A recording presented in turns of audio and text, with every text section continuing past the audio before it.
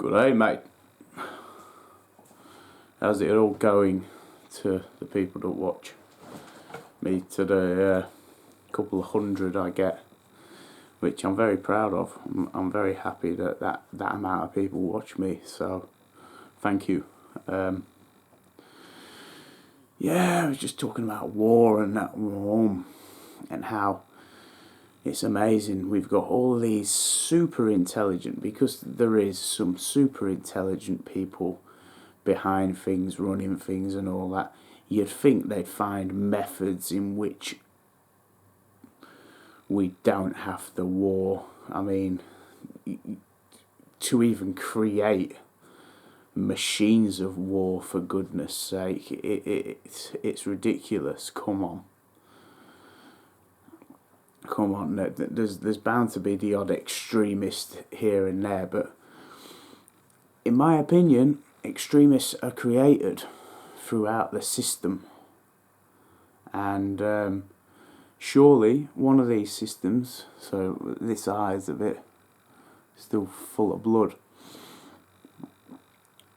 surely one of these systems, being targeted individuals and so forth, is a system for creating terrorists.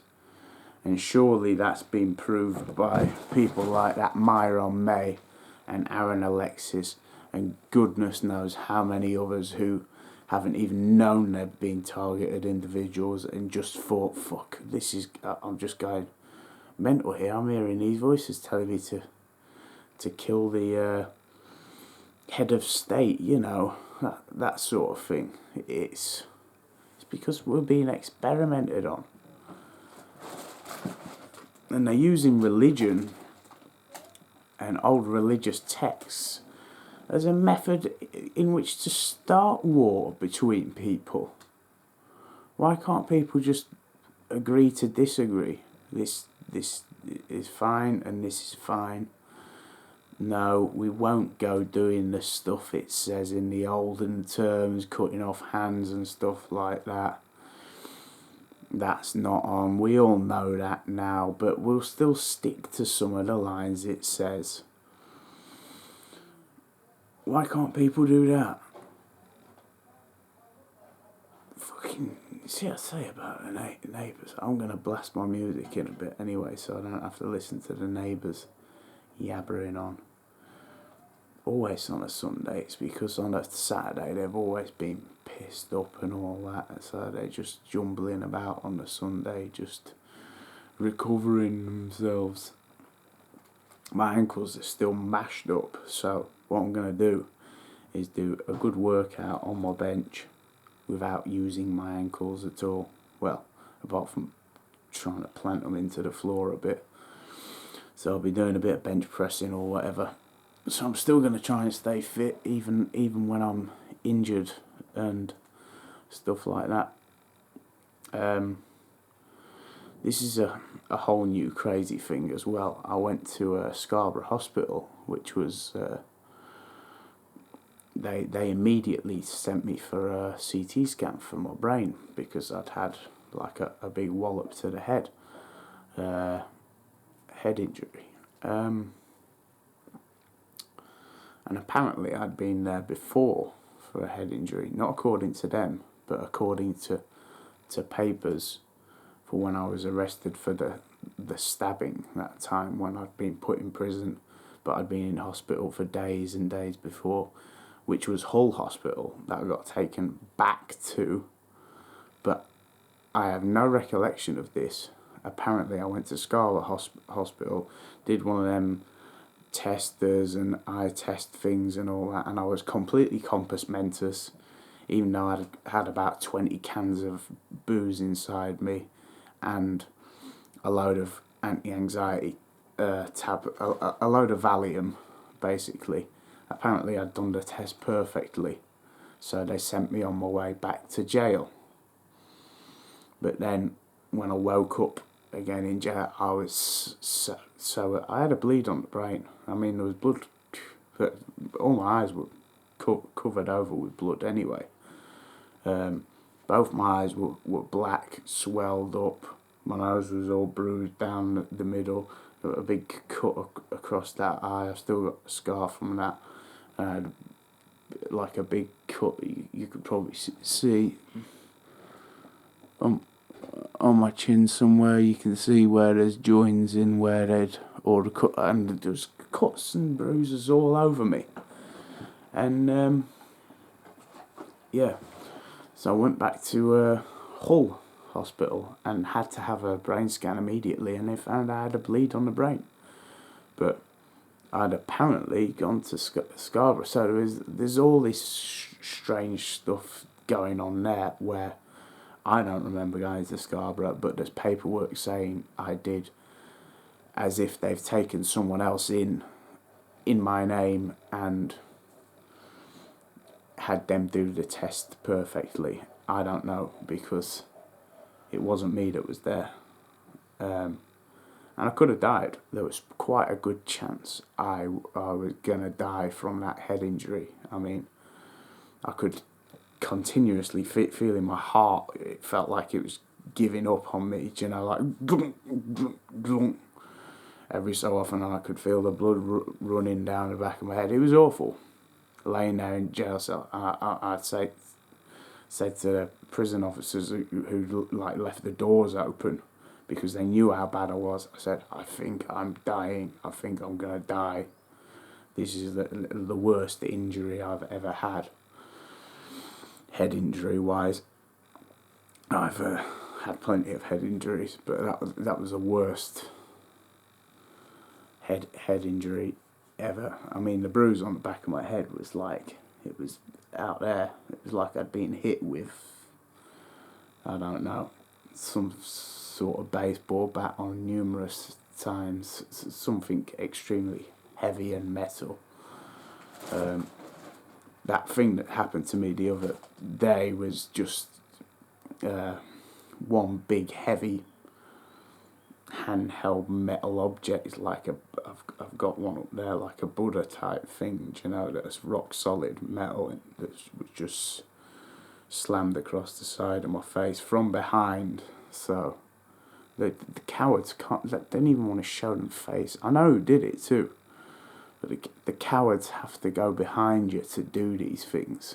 That's how coward-like this system is. And they'll know, because they'll see this video and they'll know I'm calling them cowards, because it's sick. Get you at your weakest moment and then smash you across the side of the face from behind. It's not good. And I'm a nice guy. I think that's my problem. I'm too nice. I'm not vengeful enough. Maybe if I was a bit more vengeful and a bit more, right, getting a knife today and I'm going to go and, you know what, get rid of some of their organs, maybe then these things wouldn't be happening to me and I wouldn't be a target. I don't know. But I'm not saying if you're a target, go and do that. It might stop you being a target, because it might just make you a worse target. But it seems to me that this whole system that we're involved in is like a terrorist creation system, because what we're going through is bound to create extremism in it. The methods in which are being used on us continuously on a daily basis or a weekly basis or a monthly basis or whenever they see fit, and especially with the orchestrated theatrics, especially with the real well planned out events that are there to either freak the hell out of you or make you flip out in one way or another. That's like to create extremism. And I think the people involved, a lot of the people involved anyway, think we are doing a service, we are doing a good service, this will get a mental patient off the streets or whatever. They've all been given different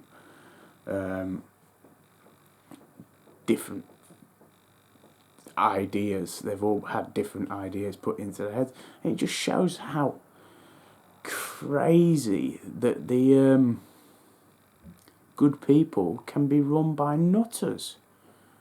Don't have a boss. Just choose not to have a boss. If someone says, "Here, pal, go over in front of that geezer and give him a wave for me," just say, "Nah, I don't." Or ask them why. I don't think that's what should be done. I think I'd rather just do my own thing. Thank you. I'm a good person. I'd rather do my own thing. I don't think we need bosses in the world. I think the whole reason this world is messed up the way it is because of that massive organisations, charities that are supposedly for feeding the starving, shipping guns over to Syria and so forth. That's why I don't even trust charities. I mean, the syphilis experiments, that was supposed to be a charity, weren't it?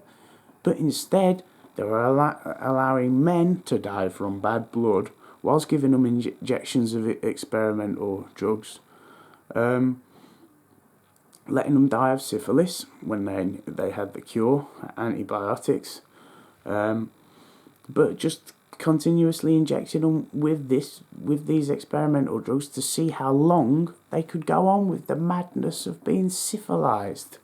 That's fucked up, and they're still doing that now, I reckon.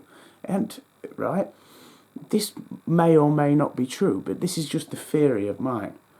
A lot of the food that goes to these starving children and these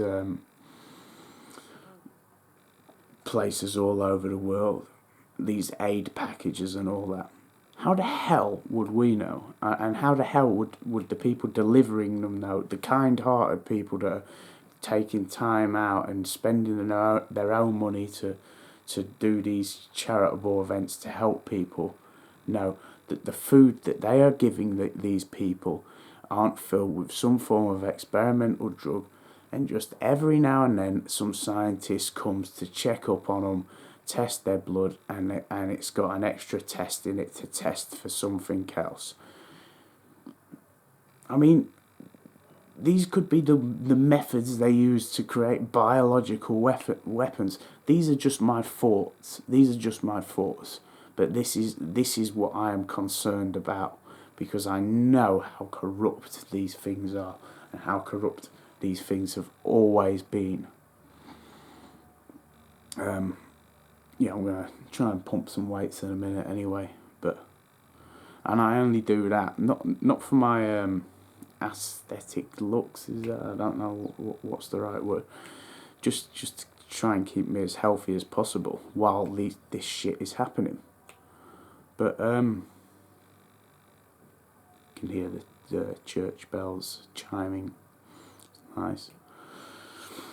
But what I've just said could well be true, and it could be happening all over the place in these aid packages. Don't forget about all the trials they did that actually came out into the open. These are things that came out into the open, where they were giving pregnant women radioactive iodine to see how it affected the babies. They were giving it to the babies too. They were giving radioactive food to mentally disabled children, force feeding it on. And that's stuff that's all just documented, MK Ultra and so on. It's all documented, but it's still happening. The thing is, right, with all this documentation, it's okay to document it. People go, yeah, it doesn't matter. It's been documented. It's not going to happen again. It's all been documented now. They're not going to do all like that again. The documentation means bugger all, right? All the stuff that's been documented, it doesn't matter. MK Ultra, for instance, it's been documented, and most of the documents have disappeared anyway. But it doesn't tell you how. None of the documents tell you how. If you read through them all, it doesn't tell you how they were able to get, without the knowledge of all these nurses, doctors, university students, to be involved. and it was a clever decompartmentalised pyramid scheme, and this is what is going on today with targeted individuals. So we know how these things have been done, or some of us do. I do, or I think I do anyway. But it seems that no one else does. And even this is the thing. Even the people at the highest, I don't know much about facts, figures, and all that, but I know myself, and I know that we are living in an age of corruption, probably worse than all the corruption before that. These people in the toppest, in the highest departments going, only knew a small amount of what was happening because of how well decompartmentalised it was. So one group would know a little tiny bit of the MK Ultra project, whilst another group would know another little tiny bit. There'd only be one crazy mad psychiatrist that had been knowing the full extent of what was going on. And I reckon that's still happening now. There's probably billions pumped into this system, and they're making billions from it anyway, because anyone who it's not working on is popped onto antipsychotics, so they're making shitloads of money back through the antipsychotics and whatever other means. And the cycle carries on. The cycle carries on until it gets exposed fully. You can't just have documents saying this has happened and lay that at rest. For instance, yeah, this guy Phil, he was a targeted individual, and so are all his buddies that he's spoke with on the internet or whatever. No, that's not gonna be helpful in any way. You need to it needs to be explained in full detail how they did it from their perspective, because I'm sure I could write a detailed description of how it works and how it's been done with people, probably with loads of bits being incorrect, but like a basic outline of how it's been done. Now, if they can do that from these high up people, and if it all comes out, now that'd be great. They won't be able to do it ever again, because there's information on how it's done, and there'll be ways of people spotting, hold on, this is how they did, this is how they targeted them individuals back in MK Ultra, and so on. So they're not going to be able to do it. But they don't come out with any of that information. Pardon me. Because if they did, they wouldn't be able to do it anymore. So it's not about we're so sorry, like that bloody American Bill Clinton in 1996 saying how apologetic he is to the families, paying the families a load of money off, and that money was nothing to them. But it's not about the money, and it's not about the sorry. If you don't mean that sorry, it's not about anything. And if they were sorry, they'd have shown how it was done, and these things won't be able to be done again because of the way it was shown it was done. Or at least someone would have to design an even more complex method of doing it, which would nearly be impossible because this method's been used for a long time. So you expose this method in which is being used on us and others, and the whole thing falls down, including the whole government. The government's not going to stay stood up to this because it's that corrupt.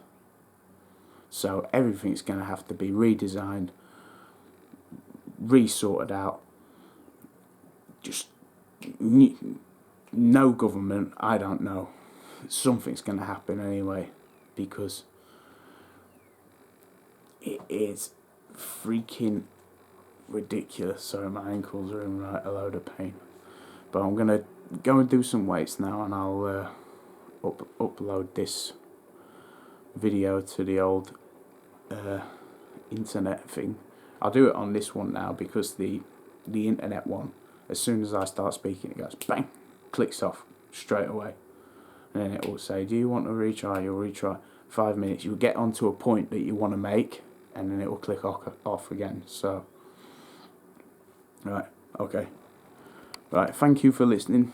And everyone take care and be super strong.